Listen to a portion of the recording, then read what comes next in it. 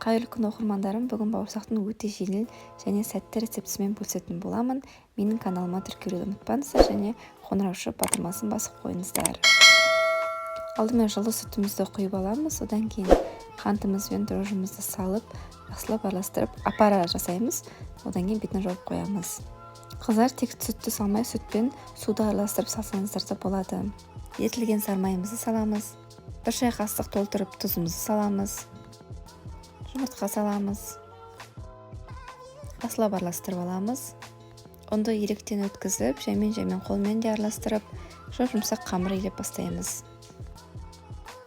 Қыздар, бауырсақтың қамыры жұмсақ болу керек, сол үшін де ұнның бәрін салып тастамай, жаймен салып отырамыз.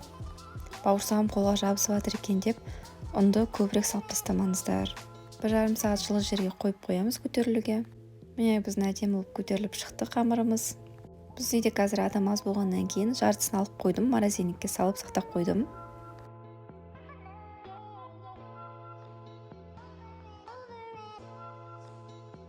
Қыздар, қамырды жайған кезде өте қатты жұқа, өте қатты қалың болып кетпесін, орташа көлемде болуы қажет.